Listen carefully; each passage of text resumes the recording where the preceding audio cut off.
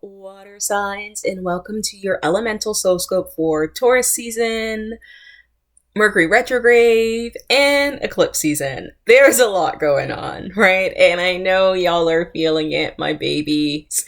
Oh, my water signs, I'm right there with y'all.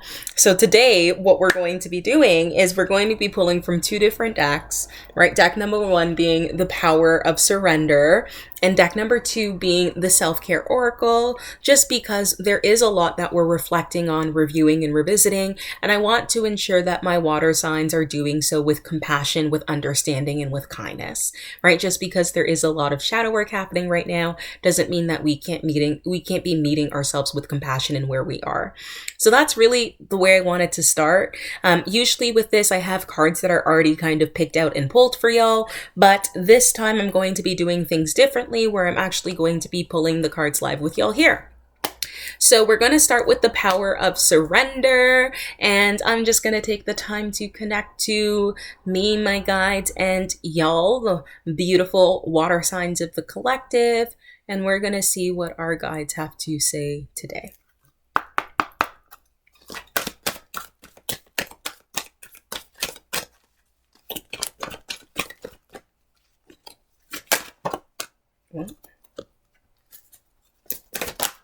Ooh, okay. Wow, fun.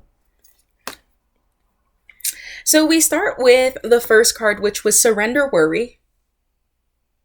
Surrender Worry. Make a commitment not to lead an anxiety-driven life. When worries arise, breathe them out of your body and focus on the power of your heart, and have faith that spirit is always guiding you. This is definitely something that I've been practicing in my own time, right? Really going back to the fact that I can breathe through my anxiety, that I can actually give my anxieties and my worries over to my guides. And what I've been noticing is that things get resolved quite quickly when I do. When I actually ask them to help, when I ask for their intervention. So I just want this to be a reminder that we have options and that you can ask your guides for help, that you can ask them, right? I saw 222 on the clock as I said that. So really funny there. Second card is surrender to setting limits. Ooh, love this, right? It is healthy to set boundaries in relationship, practice expressing your needs, and remember that no is a complete sentence, right? It is healthy to set boundaries in relationships. So for y'all who grew up in spaces where they were engulfed or enmeshed and you didn't have the opportunity to set boundaries because boundaries did not exist, this is your reminder that you are allowed to have boundaries in healthy relationships. So if you are being triggered because somebody is setting boundaries, then ask yourself why you are being triggered. Is it a healthy boundary that they are setting, or is it something within you that maybe needs a little bit more healing, right? In addition to, if you are setting a boundary and you're realizing that somebody outside of you is being triggered, or maybe they are constantly ignoring your boundaries, or they are in the space of not really allowing you to, I would say they're not respecting your boundaries, right? Would be the other piece of that. How can you then allow yourself to remind yourself that no is a complete sentence and that you are allowed to have boundaries? As empaths, right? As water signs, as souls who are very compassionate, very highly sensitive, it is really, really important for us to have boundaries. If not, everything really becomes very overwhelming, right? And then let's do surrender your need to always be right. Give others the gift of letting them be right. Be yielding, not rigid. This will help resolve conflicts and improve your relationships. So it feels like we have lots of relationship problems that are happening right now, water signs, that are causing some issues in terms of worry and anxiety. That's causing you to set limits in regards to whether or not these are boundaries that you want or don't want. That's causing you to feel like you need to be right. Let's go into a space of, if we're actually trying to have healthy relationships, it's not about being right or wrong. It's about actually tackling that thing so that you can then resolve it and do things differently moving forward, right? We are creating in a completely different ecosystem, completely different relationship that exists outside of your relationship with you and that exists without your partner's relationship in them, right? And this is also going for our friendships, for our family relationships as well, right? But there's a shift that's happening right here. And how can we just maybe be a little bit more mindful of that shift? Right? 444 on the clock, right? Foundations. We are building new foundations here.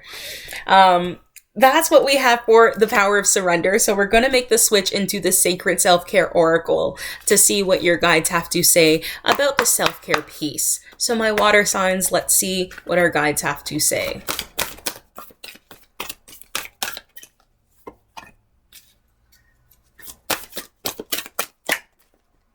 Wow, that was cool. Pleasure.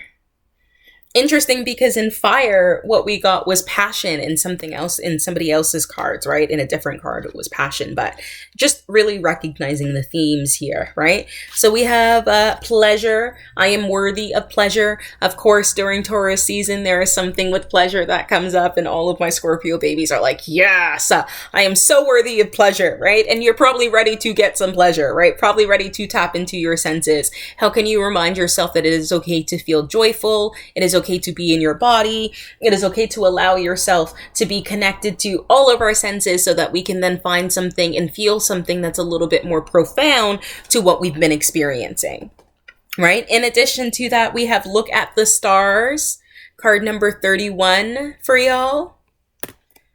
And the mantra associated with look at the stars is the stars reflect my magic, right? The stars reflect my magic. Really would want to remind y'all that astrology is a powerful tool. I'm not sure where you are at throughout your spiritual journey and what healing modalities or divination tools you choose to use to help, but definitely what you'll notice with me throughout my journey is that astrology is becoming more and more important as I continue throughout my journey, simply because it's really helping me recognize patterns and longer and larger patterns that have existed even before I was physically born. And it's been really cool to see, because as above, so below, right? So if you've been getting that nudge to maybe look into astrology, if you've been getting the nudge to look up at the stars, right? Don't look up, look up, look up, look up, right? So be sure to look up and incorporate that into your self-care. Then we have card number 18, which is dance. I can't help but laugh simply because it's one of the ways that I choose to pour into myself the most, is dance. And I've been hearing a lot of y'all throughout the Synchronized Soul community also say that you've been dancing more. So it says, I feel empowered to express myself through movement, embracing my unique dance style, right? Embracing your unique style, embracing your magic. Of course, there seems to be a theme in regards to what is happening, going with pleasure, embracing your unique vibration and light, right? So we're just going back to this space of you, going back to the space where you are putting up those boundaries, where you are still, yes, pouring into those relationships, but doing so in a way that feels really healthy and feels very aligned for you, right? So these are some of the things that you can do to help yourself. And the reason why I say all of that is things that you can do to help yourself is because one of the other things that comes up is spending time with friends. Right, card number 49. And the mantra associated with it is, I am surrounded by loving reflections. I am surrounded by loving reflections, right? This is something that came up earlier this month, or last month, I would say, in the air signs in one of their weekly horoscopes, was recognizing that spending time with friends allows you to embrace your own reflection because they are reflections of you, right? So if we are in the space of really contemplating or questioning if we should be hanging out with friends because of the worry, right? Because of the anxiety, because of the limiting beliefs, right? Because of the need to be right, maybe we're just not hanging out with the right friends. So I would go back to the drawing board with y'all so that you can figure out who feels alive right now and who is pouring into you, who is a reflection of yourself, and how can you really allow yourself to be more mindful of those connections so that you can then pour into yourself and receive what it is that you are wanting to receive at this particular point in time. I think sometimes we have a tendency to pour into other people, or if we're around people, there's this feeling or this need to want to people please, and there's this call for balance, right? This card from Harmony, because we still want to feel good, but we also want to feel good with other people, right? So how can we allow people to do that? As you can see, right, you have options, and we love options, don't we? So, with all of that being said, I always say at the end, take what resonates and leave the rest. I really appreciate your time and your energy. If you're looking for ways for you to reveal the truth so that you can start taking action, I have a candle ritual that's going to be coming up May 5th at 3 a.m. EST. There's a few spots left to that, in addition to the Mercury retrograde spread that is currently available. If you're looking for a little bit more information, it's a pre-recorded reading. There's 7 cards, and I would send it directly to you, the same way that I kind of do this with our elemental soul scopes. So if these messages have resonated with you, please do comment below. I'd love to comment and respond and interact with y'all to hear how these messages have related. Don't forget to watch your sun, right, your rising and your moon sign, and come back to these videos as the season progresses so that you can hear the messages in a different way. All right, thank y'all so much for your time and your energy, and I will see you when I see you next.